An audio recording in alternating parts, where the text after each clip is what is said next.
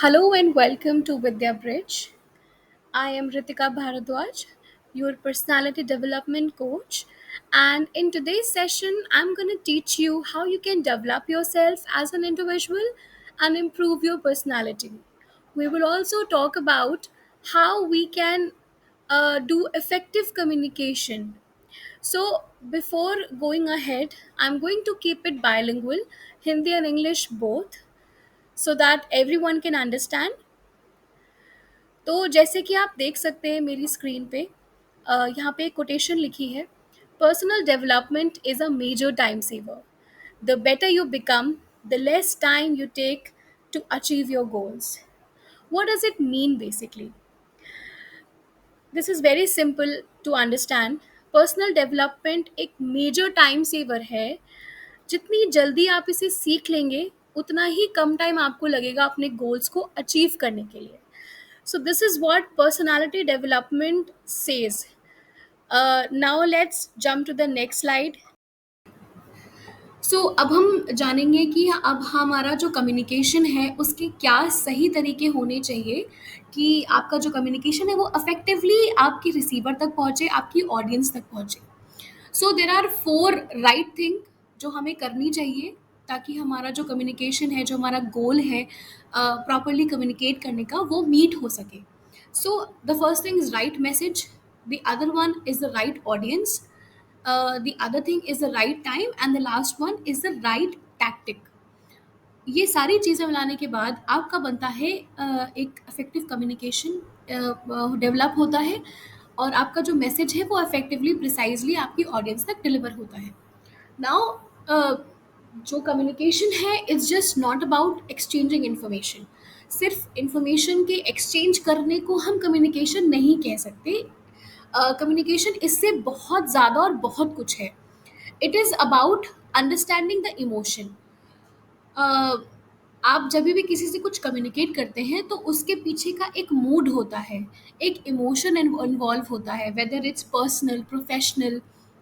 तो आपको वो अंडरस्टैंड करने की ज़रूरत है कि किस तरीके के मूड में आप बात कर रहे हैं, क्या मतलब है उस स्टेटमेंट का, उस कम्युनिकेशन के पीछे का क्राइटेरिया, इंटेंशन क्या है, इंफॉर्मेशन का इंटेंशन क्या है। और क्लियरली उस मैसेज को कन्वे करने के लिए आपको ये भी समझना पड़ेगा, एक अच्छा रिसीवर बनने के लिए, कि आप उस पूरे मैसेज को ध्यान से पढ़ें, समझ के पढ़ें, उसका मीनिंग निकालें। तब जाके जो सेंडर है उसे लगेगा कि हाँ, आपने उसकी बात को समझा है, सुना है, बीइंग एज अ रिसीवर। और आपको भी सेटिस्फैक्शन मिलेगा कि हाँ, आई हैव गॉट इट, मुझे मैसेज रिसीव हुआ, मैंने इसको टाइम दिया, मैंने इसको पढ़ा। हड़बड़ाहट में अगर आप कुछ भी करेंगे तो वो समझ नहीं आएगा। So now we will understand कि हम किन चार फैक्टर्स को लेके चले अगर हमारे मैसेज के लिए, तो हमारा जो कम्युनिकेशन का जो एंड गोल है वो अचीव हो जाएगा। So the first is right message. अच्छा, राइट मैसेज क्या होता है? राइट मैसेज वो होता है जहाँ पर आपने अप्रोप्रिएटली अपनी सारी बात लिख दी, बहुत प्रिसाइज तरीके से लिखा, आपने एंड टू एंड सिर्फ मतलब की बात करी, वो हो गया आपका राइट मैसेज। कोई भी क्लटर या कॉम्प्लेक्सिटी नहीं रही उसमें, बहुत ही प्लेन और सिंपल सा टेक्स्ट था, राइट मैसेज था, इंफॉर्मेशन बिल्कुल अप्रोप्रिएट थी और कुछ भी एक्स्ट्रा नहीं था और ना ही कुछ कम था। So that is something your right message. The second one is the right audience. अब राइट ऑडियंस क्या हुई कि आपका जो मैसेज है वो किस ऑडियंस के लिए बना है या कहाँ पर आप डिलीवर करने जा रहे हो, ये भी बहुत मैटर करता है। से फॉर एन एग्जाम्पल, आप किसी स्कूल में गए या आप किसी हॉस्पिटल में गए या आप किसी भी अलग डिपार्टमेंट या ऑर्गेनाइजेशन में गए जो कि वर्टिकल अलग वर्टिकल्स पे काम करता है। तो let's take an example of a school कि आपको वहाँ पे कोई सेमिनार करना है या तो उस तरीके से आपने वहाँ पे अपना एक पूरा पोर्टफोलियो बनाया, अपना मैसेज पूरा डिज़ाइन किया और आपका जो टारगेट ऑडियंस है वो है बच्चे। ठीक है, अब हमें बच्चों के साथ, उनके साथ मिलके एक प्रेजेंटेशन देनी है या बात करनी है। अगर वही आपका करेक्ट नहीं होगा, वो ऑडियंस की जगह आपकी कोई और ऑडियंस बैठेगी, तो वहाँ पर आपका जो मैसेज है वो कन्वे नहीं हो पाएगा सही तरीके से, क्योंकि आपकी जो ऑडियंस है वो रॉन्ग है।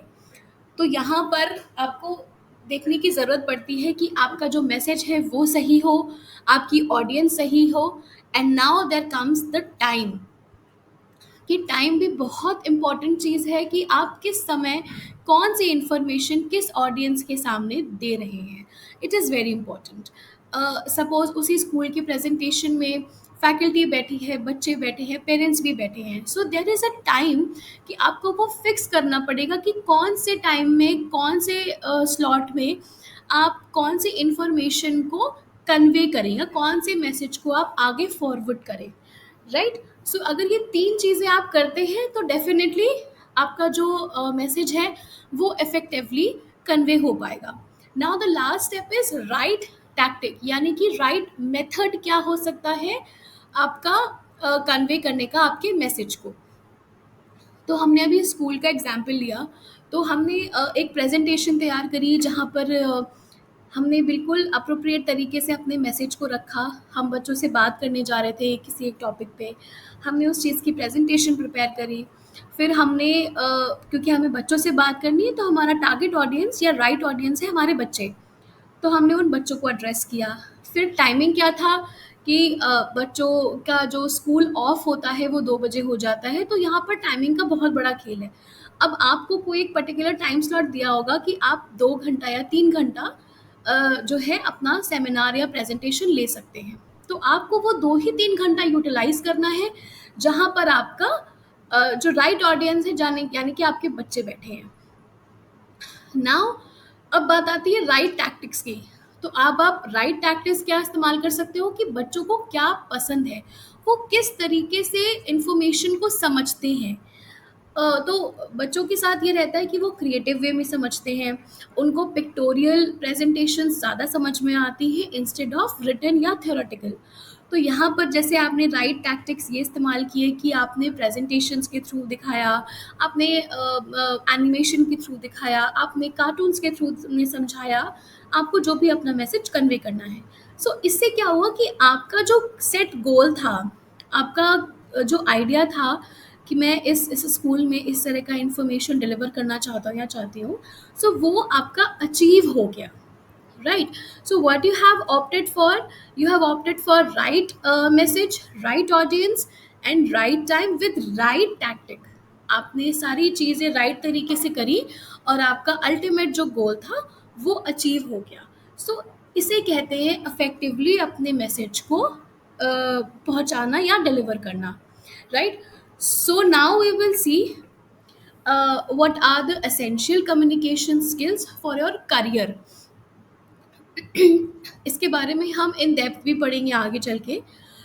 अभी मैं आपको ये थोड़े से कुछ की पॉइंटर्स बता रही हूँ कि क्योंकि आप लोगों के आने वाले टाइम में इंटरव्यूज़ होंगे या कुछ लोग दे चुके हैं ऑलरेडी, और उनका एक वर्क एनवायरनमेंट स्टार्ट होने वाला है। So it's definitely very important कि उन्हें ये पता हो कि किस तरह का कम्युनिकेशन स्किल्स करियर को लेके बहुत इम्पॉर्टेंट है। सो as you can see my screen, there are few gestures, there are few things that are written over here. So सबसे पहला आता है listening। जब आप करियर्स की बात करते हो, career enhancement, skill enhancements in your career profile, so it is very important to take care of few things. बहुत ज़रूरी है कुछ बातों का विशेष रूप से ध्यान रखने का, जैसे कि listening. Listening is very important, क्योंकि आप उस फेज़ में हो जहाँ पर आपको अभी सीखना है। तो आपका पेशेंस, आपकी लिसनिंग पावर अच्छी होनी चाहिए। इस तरह की स्किल्स आपको बहुत हेल्प करेंगी, बिकॉज़ अगर आप सुनोगे नहीं, आप समझोगे नहीं, तो आप सीख नहीं पाओगे। सो लिसनिंग इज़ वेरी इंपॉर्टेंट। हम तरह तरह के लोगों से मिलते हैं, उनसे बातचीत करते हैं, सुनते हैं, तभी हम कुछ चीज़ों को जो अच्छी होती हैं वो अडॉप्ट कर लेते हैं, जो नहीं है उन्हें हटा देते हैं। राइट। तो similarly listening is very important when you are working in a professional world. Friendliness, friendliness as in आपका दोस्ती यारी कह लीजिए उसे हिंदी में, वो आपका अच्छा होना चाहिए। ठीक है। बिकॉज जब आप टीम वर्क की तरह काम करते हैं, फ्रेंडली होकर काम करते हैं, तो मेंटल स्टेट भी हमारा अच्छा रहता है। एक एनवायरनमेंट सूदिंग रहता है, ग्रजेस नहीं होते और किसी भी तरह के का रेजोल्यूशन हम निकाल सकते हैं because we are friends and we are working as a team. Open mindness वो हो गई कि जहाँ पर आप हर चीज़ के लिए ओपन माइंड रख रहे हैं बिकॉज हर एक क्या बोल सकते हैं, प्रोफेशनल वर्ल्ड का अपना एक रूल होता है, अलग अलग कल्चर्स होते हैं, आप जगह जगह जाएंगे वर्क करने अलग अलग सिटीज़ में, so definitely people have different type of cultures and traditions and work culture होता है सब जगह, तो वो ओपन माइंडनेस होना चाहिए, आप इतने फ्लेक्सिबल हो, ओपन माइंड हो कि आप चीज़ों को एब्जॉर्ब कर सको, अडॉप्ट कर सको, राइट? ताकि आप भाई जितनी जल्दी आप चीज़ें सीखोगे उतना जल्दी आप तरक्की करोगे, दिस इज वॉट पीपल से and this is practically also very right, right? So open mindedness is very important even when you are going for professional world or even if you are exposing yourself into the world or in the marketplace. Open mindedness is very essential because इसी के through आप चीज़ें सीखते हो, अगर आप अपने आप को रिस्ट्रिक्ट कर लोगे then you will not learn anything. Feedback, feedback is why feedback is important. आपने किसी से क्या कम्युनिकेट किया, क्या बात करी, किस तरह का ओपिनियन शेयर किया, किस तरह का इंफॉर्मेशन शेयर किया, फ्रूटफुल था, वर्दी था कि नहीं, या मीनिंगलेस था। सो जिसके जिससे भी आप इंफॉर्मेशन शेयर कर रहे हैं, जो भी रिसीवर है आपका, यू मस्ट नो उसका फीडबैक क्या रहा, किस तरह का कंक्लूजन रहा, what he understood, what he did not understood. So it is very important to take the feedback because feedback is very essential. Even I would recommend कि आप लोग जब अपने पेरेंट्स से भी बात करते हो, किसी तरह की कोई भी बात कर रहे हो, कोई डिमांड रख रहे हो, फ्रेंड से बात कर रहे हो, किसी से भी बात कर रहे हो, तो you must know the feedback. इससे क्या होता है कि आप और इफेक्टिवली कम्युनिकेट करते हैं। जब आपको कोई अपना फीडबैक देता है, it means they are saying it from their heart और माइंड, बहुत ओपन तरीके से वो आपसे कम्युनिकेट कर रहे हैं। तो यहाँ पर एक हमें एक ग्राउंड मिलता है जहाँ पर हम उस बॉन्ड को और हेल्दी बना सकते हैं, उसे पॉजिटिवली ले सकते हैं, and that is why feedback is very essential. Now comes the very essential part, which is confidence. Why confidence? Because आप जिस वर्ल्ड में एंटर करेंगे, प्रोफेशनल वर्ल्ड में, आप अकेले जा रहे हो, राइट? और डेफिनेटली सबको नर्वसनेस होती है, नई कंपनीज होती हैं, नई ऑर्गेनाइजेशंस होती हैं, नई चीज़ें हैं। It's not about just working in MNCs और कॉरपोरेट। कोई अगर अपना नया स्टार्टअप चला रहा है, कोई नया बिजनेस खोल रहा है, तो कॉन्फिडेंस अगर नहीं होगा तो आप किसी तरह का कोई भी काम नहीं कर पाएंगे। Confidence is very important at every place.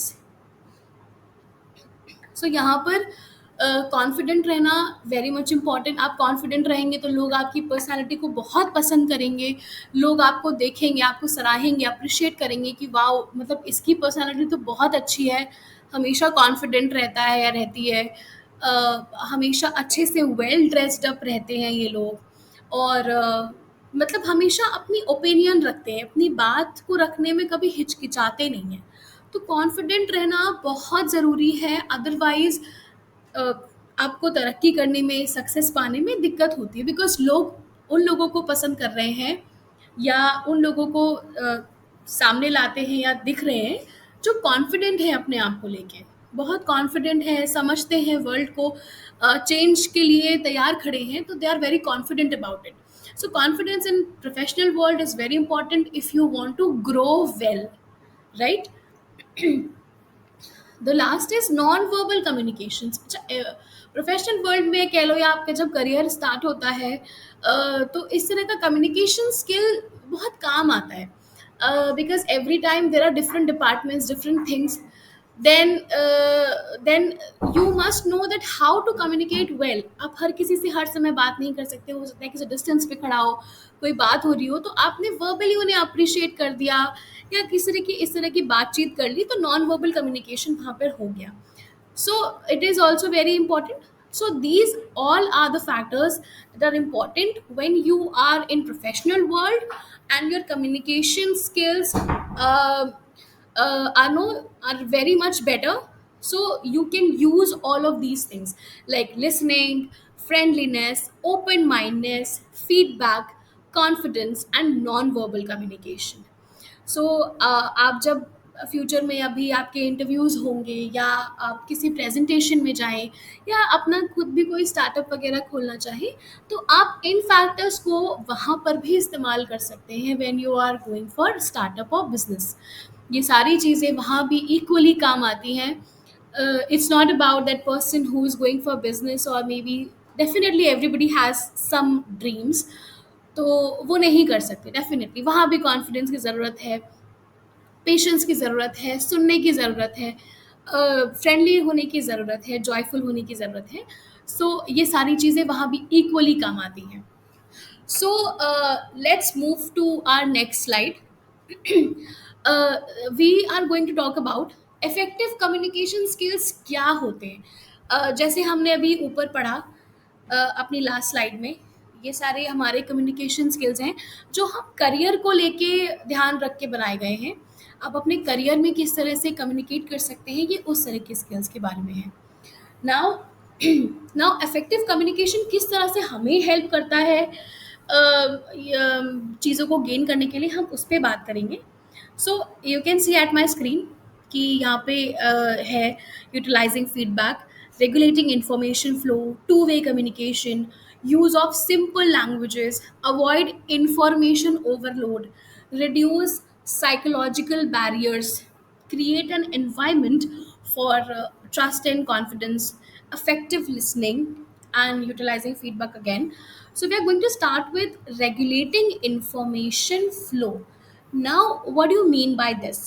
Regulating information flow कि आपका जो इन्फॉर्मेशन का फ्लो है वो रेगुलर होना चाहिए, मतलब उसमें बैरियर्स नहीं आने चाहिए। अगर आप कोई बहुत अच्छी और पते की बात कर रहे हैं तो डेफिनेटली उसका जो रिदम है वो ब्रेक नहीं होना चाहिए, उसका जो इन्फॉर्मेशन का फ्लो है वो अप्रोप्रिएट होना चाहिए, आपकी इन्फॉर्मेशन एक्यूरेट होनी चाहिए। लेकिन लोग आपको तभी सुनेंगे जब आपका इन्फॉर्मेशन उनके किसी काम का होगा, या फिर वो इतना अफेक्टिव हो, इतना काम का हो, मतलब का हो कि लोग इंटरेस्टिंगली सुने।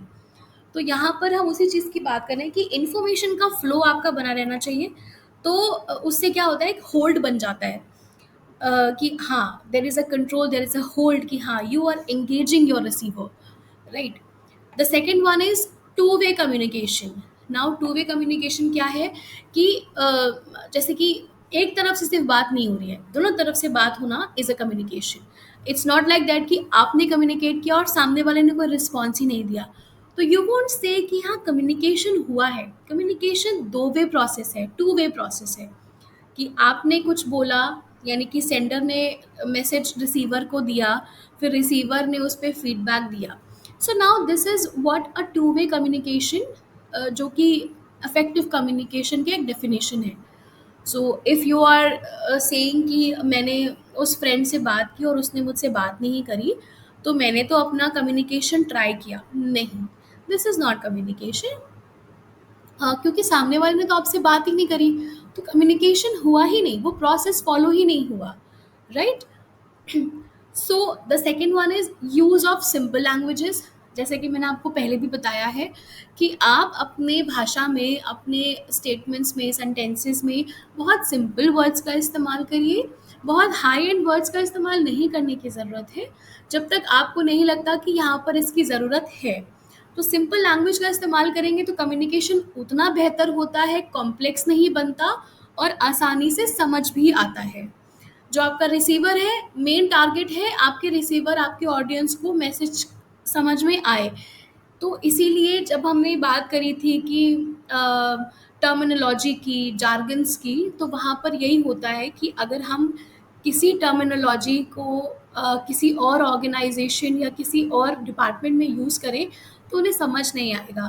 तो इसीलिए हम क्या करते हैं ना, हम उसे सिंप्लीफाई करते हैं कि जो चीज़ यहाँ पर इस तरह से इस्तेमाल हो रही है तो यहाँ पर किस तरह से होनी चाहिए। तो यहाँ पे हमने क्या किया, उसको सिंप्लीफाई कर दिया। Similarly use of simple languages इस तरीके से आप बना सकते हैं और उसे डिलीवर कर सकते हैं। Now the other one is avoid information overload. आपको इंफॉर्मेशन का ओवरलोड नहीं करना है। यू मस्ट नो कि आपका जो रिसीवर है वो किस मूड में है, क्या वो इन्फॉर्मेशन सुनने के मूड में है भी या नहीं। तो बेकार में आप अपनी इन्फॉर्मेशन, अपना एनर्जी लगा रहे हो और वो सुन भी नहीं रहा may be. So do not overload your information. ज़रूरत ही का बताइए, एक्स्ट्रा बताने की ज़रूरत नहीं है जब तक आपको नहीं लगता कि आपसे ये पूछा जा रहा है। ओवरलोड करने की आपको बिल्कुल भी ज़रूरत नहीं है। जितना मतलब का है उतना बताइए और कंक्लूड कर दीजिए अपने कॉन्वर्सेशन को। The other one, effective communication skills में और क्या आता है, reduce psychological barriers. Psychological barriers remove करता है। कैसे? जब आप कम्युनिकेट करते हैं तो आपको कई बातें पता चलती हैं, आप कई लोगों को जानते हैं, कई लोगों को समझ पाते हैं कि ये किस तरह से प्रोसेस होता है। हर इस जीवन में, इस धरती पे हर एक जीव अपने तरीके से कम्युनिकेट करता है। हम इंसान हैं तो हम बोल के कम्युनिकेट करते हैं, और जो चींटियाँ हैं या जो जानवर हैं वो भी अलग अलग तरीके से कम्युनिकेट करते हैं, राइट? उनका भाषा हमें डेफिनेटली समझ नहीं आता, but every thing communicates differently. Even plants do communicate. हमारे जो पेड़ पौधे लगे हैं वो भी कम्युनिकेट करते हैं, they also have a way to communicate. So similarly क्या होता है कि कम्युनिकेशन हमारा कहीं ना कहीं साइकोलॉजिकल बैरियर्स को रिमूव करता है। हमें इजी होता है अपनी स्पीशीज़ को समझना, अपनी चीज़ों को समझाना या समझना, सामने वाले को समझना। तो साइकोलॉजिकल बैरियर्स इस तरीके से ये रिमूव करता है। Create an environment of trust and confidence.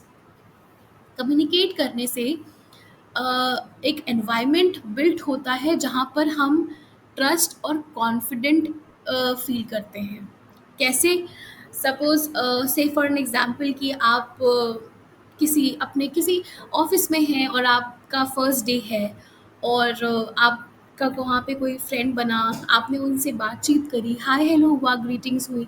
अब क्या हुआ कि उन्होंने आपसे कम्युनिकेट किया अपने आप से आगे बढ़ के, ठीक है, कि आप कैसे हैं, आपका नाम क्या है, आप किस प्रोफाइल के लिए आए हैं। तो ये सारी चीज़ें कम्युनिकेशन का पार्ट है।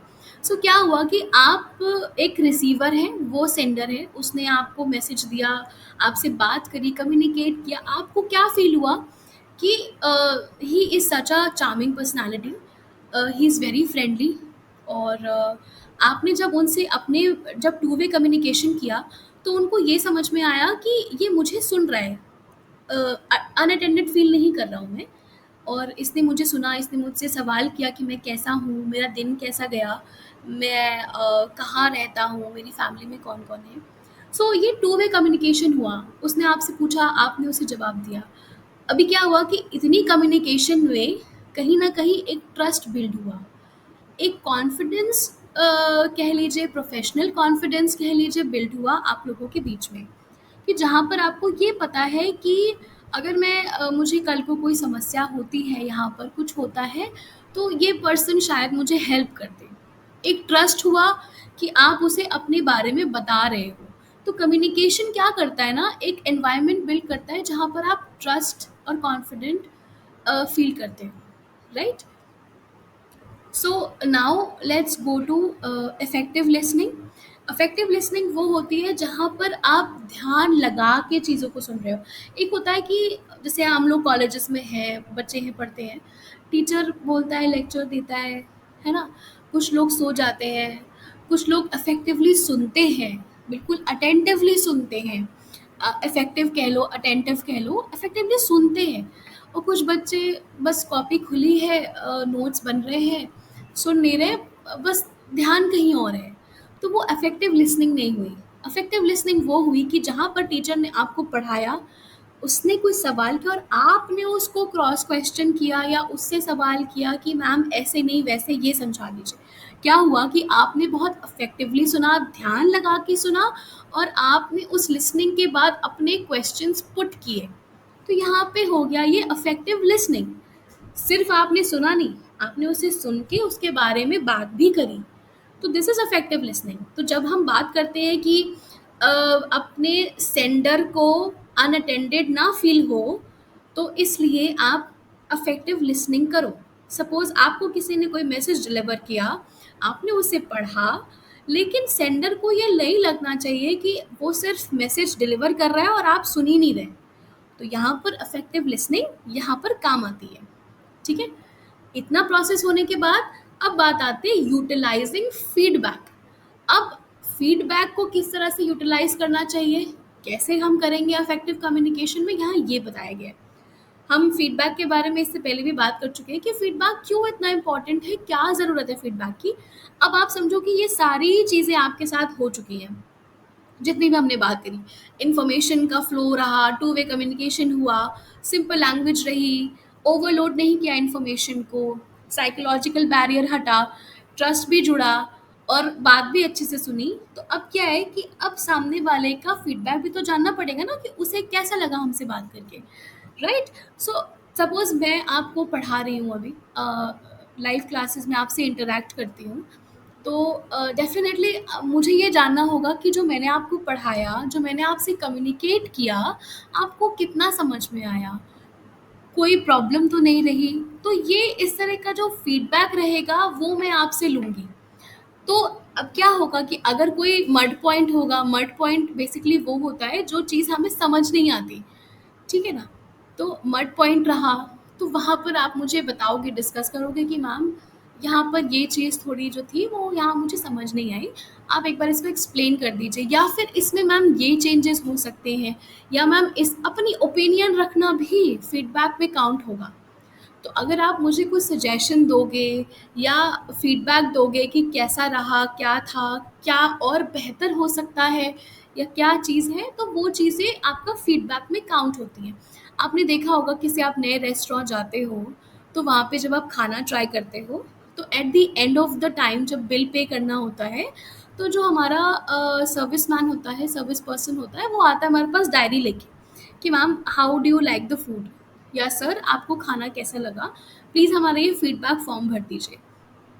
फिर आप बताते हो कि खाना जो है वो उसका मुझे क्वांटिटी कम लगा, या मुझे खाने में आपका जो ऑयल ऑयल क्वांटिटी थी वो थोड़ी ज़्यादा लगी, आपके राइस बहुत अच्छे कुक्ड थे। देखिए, फीडबैक नेगेटिव भी होता है, पॉजिटिव भी होता है। फीडबैक देने का मतलब ये नहीं होता कि आप हमेशा नेगेटिव ही बोलेंगे। Please just be mindful of this thing. इस चीज़ को बहुत ध्यान रखिएगा कि कभी भी आपको कोई फीडबैक देने को बोलता है ना, तो इसका मतलब ये नहीं होता कि हमें उसको नेगेटिव चीज़ें ही बतानी है। Feedback is always both, like negative also और पॉजिटिव ऑल्सो। तो अगर जो चीज़ आपको जेन्युइनली फील होती है, फीडबैक उसी बेसिस पे ही दिया जाता है, right. So I guess we have covered many of the things today. एक बार रिवाइज कर लेते हैं हमने क्या क्या पढ़ा। सो हमने आज इस कोटेशन के बारे में पढ़ा, देन वी लर्न कि व्हाट इज़ कम्युनिकेशन, क्या होता है। और ये सिर्फ एक छोटा सा पार्ट था जो आज हमने पढ़ा है। हम डेली बेसिस पे इस तरीके से आपको एक्सप्लेन करेंगे पूरे कोर्स के बारे में, तो प्लीज़ आप लोग परेशान मत होइएगा। तो हमने पढ़ा कि व्हाट इज़ कम्युनिकेशन, सेंडर कौन है, रिसीवर क्या है, इंटरप्रेट क्या होता है, मैसेज को इंटरप्रेट करने का मतलब क्या होता है, verbal and non verbal meaning क्या होता है, राइट। फिर हमने पढ़ा द पावर ऑफ कम्युनिकेशन क्या है, अलग अलग सेक्टर्स में, अलग अलग जगहों पे, राइट। फिर हमने पढ़ा इफ़ेक्टिव कम्युनिकेशन क्या होती है, किस तरीके से हम अपने मैसेजेस को डिलीवर करें कि वो राइट तरीके से राइट जगह पर पहुँचे। फिर हमने पढ़ा कि किस तरीके से ये एक साइकिल चलती है जहाँ पर सेंडर, मैसेज और हमारा इस तरह का चीज़ें रोटेट करती हैं, और इसी से रिलेटेड हमने बात करी। और हमने पढ़ा कि हम किस तरीके से कम्युनिकेट करते हैं अपने आसपास, और हमें पता ही नहीं होता कि कितना इफ़ेक्टिव वो जा रहा है या नहीं जा रहा है। जैसे कि अपने पेरेंट्स से, अपने फ्रेंड्स से, अपने दोस्त यार से हम इस तरीके से बात करते हैं, राइट। और इससे क्या बिल्ड होता है, इससे टीम वर्क बिल्ड होता है, एक रिलेशनशिप बिल्ड होता है, एक ट्रस्ट बिल्ड होता है। सिमिलरली हमने जैसे आज इस साइकिल के बारे में पढ़ा, बीइंग एज अ सेंडर आपको क्या करना है, बीइंग एज अ मैसेज आपको किन बातों का ध्यान रखना है, और एज अ रिसीवर आपको क्या करना है, फिर आपको फीडबैक देना है सेंडर को। तो ये सारे पॉइंट्स हमने आज कवर किए। And also we have learned कि राइट मैसेज को डिलीवर करने का राइट तरीका क्या है। So we have learned right messages plus right audience plus right time plus right tactic. इससे क्या हुआ कि हमारा जो अल्टीमेट गोल था जो पूरी प्रेजेंटेशन का गोल था वो हमारा पूरा का पूरा क्लियर हो गया। हमने सही तरीके से अपनी इंफॉर्मेशन को डिलीवर किया। देन वी हैव लर्न कि कम्युनिकेशन स्किल्स क्या हो सकते हैं जब हम करियर की बात करते हैं। अ, अभी हम सब बच्चे जो भी हैं इंटरव्यूज़ वगैरह में अपीयर करेंगे, सो वहाँ पे क्या करियर को लेके कम्युनिकेशन स्किल्स आपके काम आने वाले हैं, उन सब चीज़ों के बारे में पढ़ा। जैसे कि listening, friendliness, open mindness, feedback, confidence और छोटे-मोटे नॉन वर्बल जेस्चर्स जो कि आपको या आपके करियर में, आपके पीयर्स में, आपके कोलीग्स में हेल्प कर सकते हैं एक रिलेशनशिप बॉन्ड करने के लिए। फिर at the last we have learned the key factors जो आपकी अफेक्टिव कम्युनिकेशन स्किल्स के अंडर आते हैं, which is regulating information flow, two-way communication, use of simple languages, avoid information overload, reduces psychological barriers, create an environment of trust and confidence, effective listening, and utilizing feedback again. So we have learned all about this, किस तरीके से हमें communicate करना चाहिए, किन बातों का हमें ध्यान रखना है, that's it, right? Well, thank you so much for all your time and support. And आज का सेशन हम यहीं पे फिनिश करते हैं। और जैसे कि आपको पता है कि हमारी वीक में 2 बार लाइव क्लासेस होंगी, which is on Monday and Friday. और बाकी जो ऑनलाइन कोर्स है वो आपको अवेलेबल हो जाएगा आपके पोर्टल पे, जो आपका लॉगिन क्रेडेंशियल्स दिए गए हैं उसके अंडर जब आप जाएंगे लॉगिन करके तो आपको आपके कोर्स विजिबल होंगे। And I would request everyone कि आपके जो भी क्वेरीज हों, जो भी आपके क्वेश्चंस हों related to interview, related to communication और वट एवर, आप लोग जब हम लाइव सेशन करेंगे तो आप लोग प्लीज़ पूछिएगा, बताइएगा, सो दैट मैं जितनी हेल्प कर सकूँगी मैं डेफिनेटली आपसे करूँगी। और हम 2 महीने अभी इस कोर्स में आपके साथ हैं। बहुत सारी चीज़ें सीखने को मिलेंगी, बहुत सी चीज़ें हम सीखेंगे और साथ में आगे बढ़ेंगे। So that's all my time. Thank you so much and have a great time.